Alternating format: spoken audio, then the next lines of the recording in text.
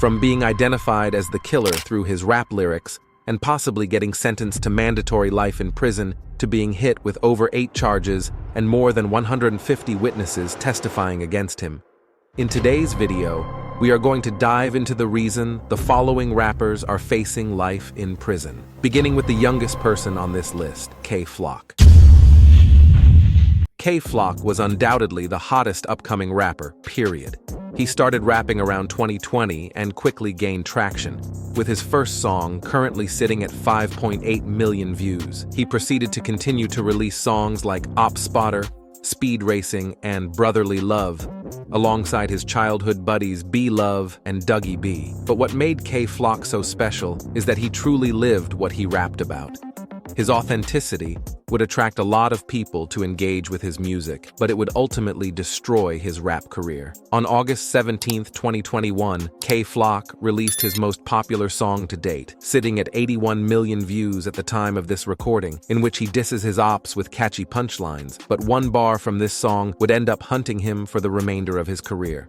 After the release of this song, Kay Flock's fame skyrocketed, with him doing shows, linking up with more mainstream rappers, and signing a 7-figure record label. But this lifestyle would soon end, cause on December 16, 2021, Kay Flock was walking in the streets of Harlem, more specifically the Sugar Hill neighborhood, alongside an unidentified woman. This neighborhood is home to a gang called OY, who are rivals of Kay Flock's gang DOA, meaning that Kay Flock was on the ops block. He allegedly FaceTimed his ops while being present on their block, showing off his firearm.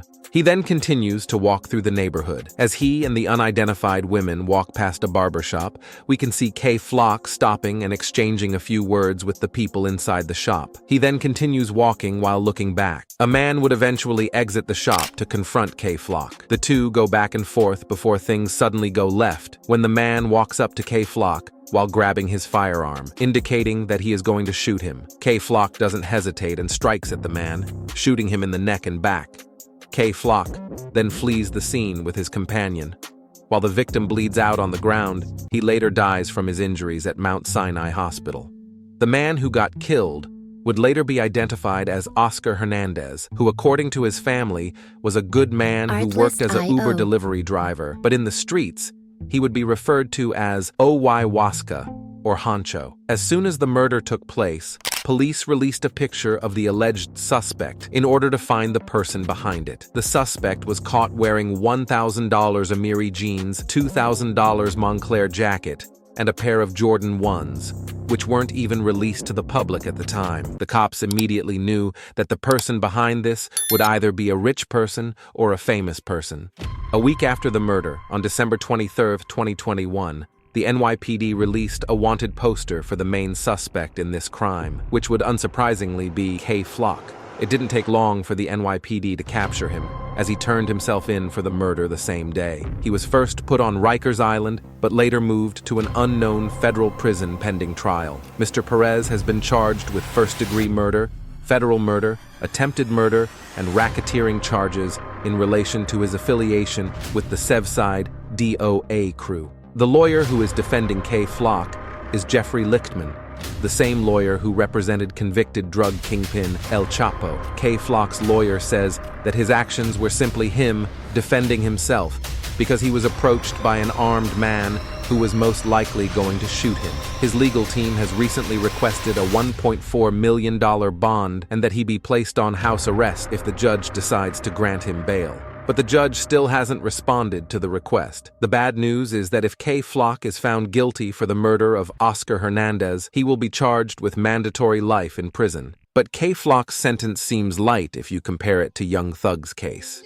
It all happened on May 9th, 2022, when Young Thug got arrested along with 27 other alleged gang members as part of a 56-count indictment. Thugger was hit with charges for allegedly participating in violent street activities and conspiring to violate the RICO Act. He has been tied to accusations of murder, assault, robbery, theft, gun possession, illegal drug possession, and more around the Atlanta area since 2012. 1 month after being held in custody, Young Thug received a bond hearing, but he was denied bail since prosecutors labeled him the head of the operation and the most dangerous part of the alleged gang, YSL. They claim that he is the leader of YSL, which stands for Young Stoner Life or Young Slime Life. His request for bail have been repeatedly denied, with the 4th request being July 2023. The 27 other alleged gang members now hovers around 14, as several, including Gunna, have been released on plea deals. After a while, his charges just kept adding up, with him currently facing 65 charges. It could take him years to address all of them,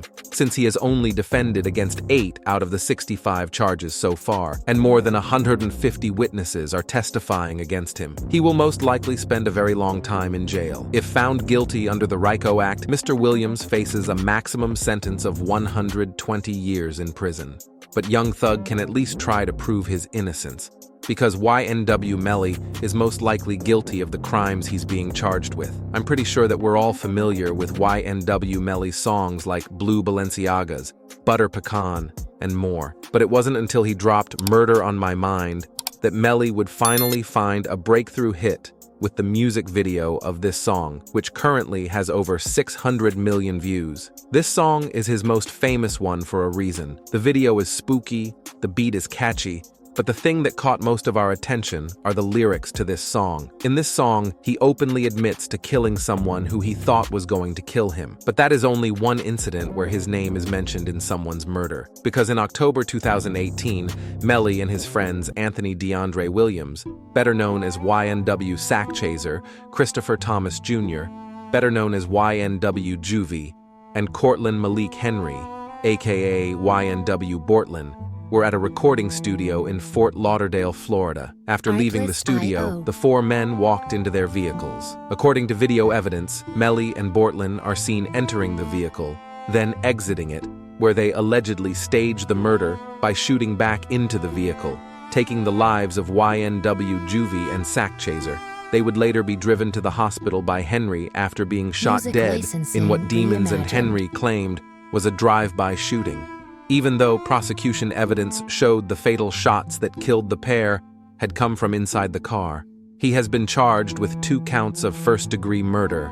Melly and Bortland have been fighting this case for over 5 years now. If the 2 get found guilty for their crimes, they will have to spend the rest of their lives in prison without parole and with the possibility of the death penalty. Luckily for him, his retrial for the double murder of his associates is currently on hold due to an appeal filed by prosecutors concerning the admissibility of a documentary film as evidence. The case remains ongoing, and it is unclear when the retrial will resume or when a verdict will be reached. But according to multiple new outlets, YNW Melly might get released in December 2024. But the next rapper we're going to talk about might never experience freedom again, because Jacksonville rapper KSOO is responsible for the murder of 2 people, with one of his victims being only 16 at the time of his death. KSOO is a 25-year-old Jacksonville rapper who is part of the ATK gang, the same gang as Youngin Ace, Jay DeYounging, and more. The ATK gang has a deadly beef with the KTA gang. A famous KTA member who most of you are familiar with is Foolio, who has recently passed away. If you're wondering how he died, I'd recommend you watch my latest video in which I discuss the final 48 hours of Julio Foolio. ATK and KTA have been beefing for years, but their beef goes deeper than just rap. They are responsible for killing each other, with numerous people losing their lives because of the street politics. This is where KSO plays a big role in, because he is a real killer, ending the lives of 2 of his ops. 16-year-old Adrian Gaynor, better known as Lil Bibby, and Charles McCormick, better known as Lil Buck. Unlike YNW Melly's case, in Kasu's case, it's pretty obvious that he was a part of the murders he has been charged with a lot of evidence suggesting him to be the killer. On February 25, 2019, Lil Bibby was shot dead in the Hilltop Village apartments in Jacksonville. Bibby was only 16 years old at the time of his death, which may make you think that he was an innocent victim of the gang war, until you dig deeper and discover that Lil Bibby was a well-known KTA member. Queso's second body is Lil Buck, an up-and-coming Jacksonville rapper who was sadly killed on January 15, 2020 in a shopping plaza. KSO was charged with 2 separate charges of first-degree murder, but luckily for him, he pleaded not guilty for the murders. Just like the last person we're going to be discussing, Lee Drilly is a drill rapper from the Bronx. He is part of a gang called the Drillies. Lee started rapping around 2020, but he was active in the streets way before rap, since he already had a body. On July 20th, 2020, 6 people, including Lee Drilly, chased James Rivera, better known as Lil Lock. The group of 6 people then shot at him, hitting him in his back. He then collapsed on the floor and was pronounced death just a couple hours later.